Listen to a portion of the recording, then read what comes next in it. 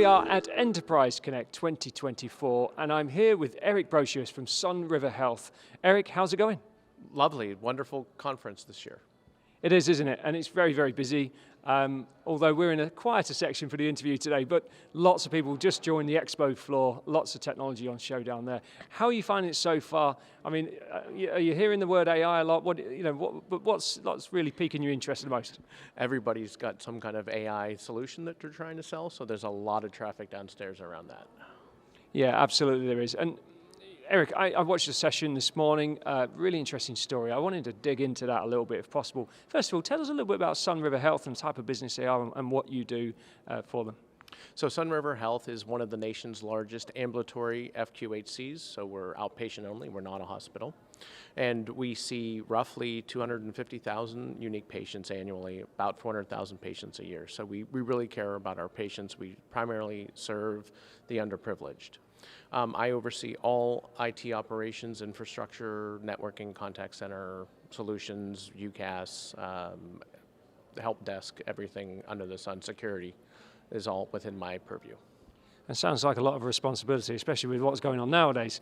But in terms of your procurement, and I know it spans back kind of, 5 years or so, just tell us about kind of, the business case for change to start with and kind of what journey you started on. So it started back in 2018 roughly when we started a merger and acquisition activity with a smaller troubled health center. And it accumulated throughout 2019 when it was finalized, and we ended up with two completely disparate infrastructures, the legacy and then the acquired infrastructure, and that included two disparate contact center solutions and office solutions. So it was a lot of management on both sides for keeping track of all of our data, call flow, and patients being able to reach the contact center. And we struggled a lot in being able to really provide appropriate care to our patients as far as just making appointments.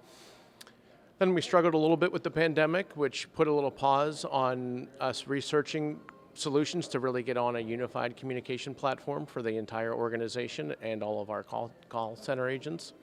And we evaluated about 5 or 6 vendors, narrowed down on one, and really spent a lot of time, about 6 months, working through exactly what our implementation would look like. And not just, oh, this is the planning, it's how the call flow would actually work. So we put them through a lot of pain before we contracted so that we knew we were with the right vendor and one that was really going to make sure that it was a successful implementation.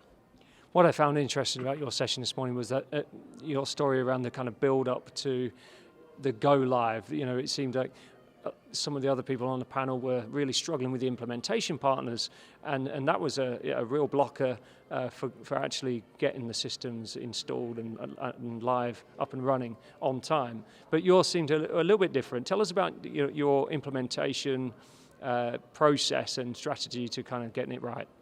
So we really tried to leverage the expertise at RingCentral, which was the vendor that we chose. And as I previously mentioned, we spent almost weekly meetings with them before we actually contracted to understand how every call would be handled, all the call flow before we contracted and before we went live.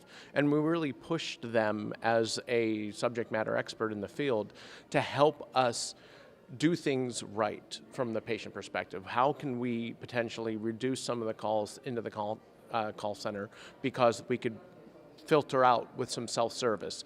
And that led to some really challenging internal conversations about all calls should go to a live agent versus, well, if we can reduce some calls that would improve our efficiency in first call resolution and actually higher percentage of call answer rate and success from a agent perspective.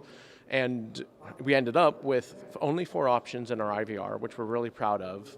The first 3 are good filtering out points, and we really leverage a lot of the RingCentral experience and other implementations that they had done. So I think we learned from them and their expertise, but because they've done so many implementations before, they knew what had been successful, and that helped us, when we went live, have a really smooth transition from our on-prem and disparate VoIP systems into our new RingCentral platform. And it all happened quite quickly, didn't it? From kind of signing the contract through to implementation and going live. It's quite a quick process. Am I right? Yeah, we contracted about end of February 2021, and we were live June 4th, 2021. So it was about 3 months, and we probably could have escalated a little bit, but we were taking our time. But we were really struggling from a data analytics perspective on our on-prem and disparate platforms, and we were really excited to get out into the cloud and on RingCentral. And you're not an insignificant size business. How many agents, how many users have you got on the platform today? So most of our patient calls come into about a 200 agent call center, and we've got about a million calls last year for 2023. And I'm sure lots of call centers that are a lot bigger, but that's a big number for us. The organization overall only has about 2,000 employees.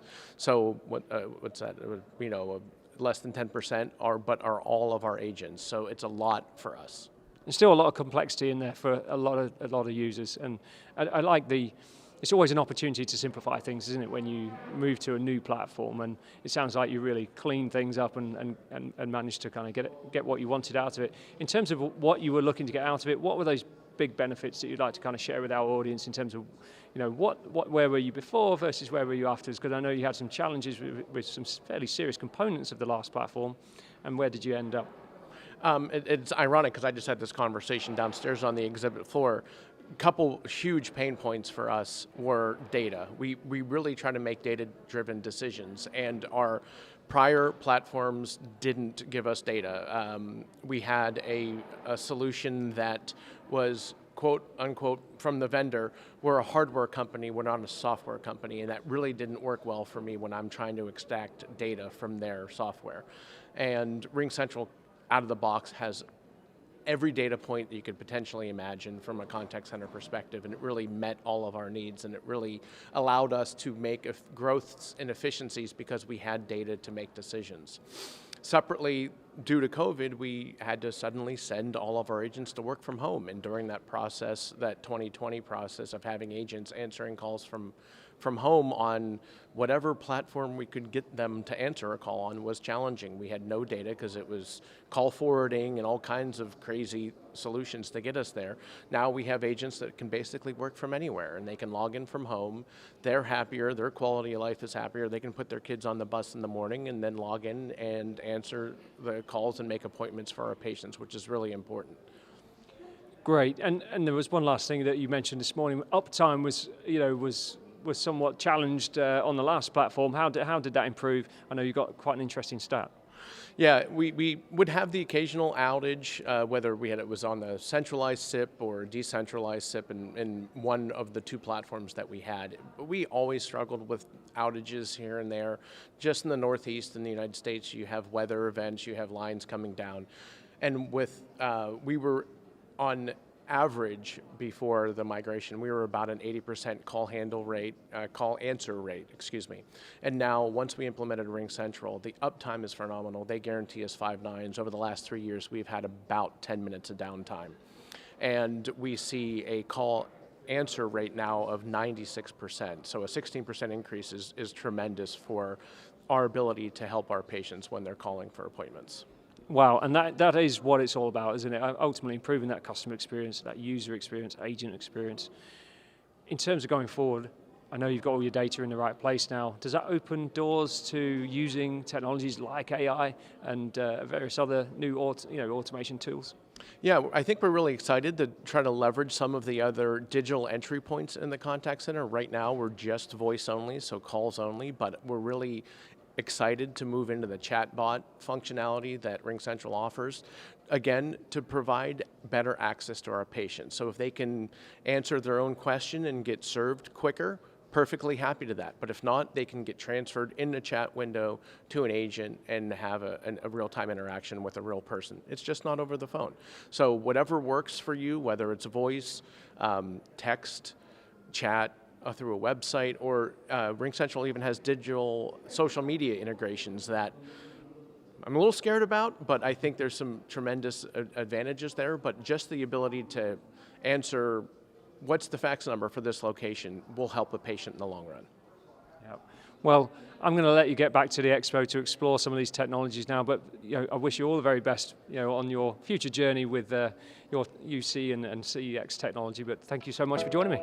Thank you very much, Rob. I appreciate your time.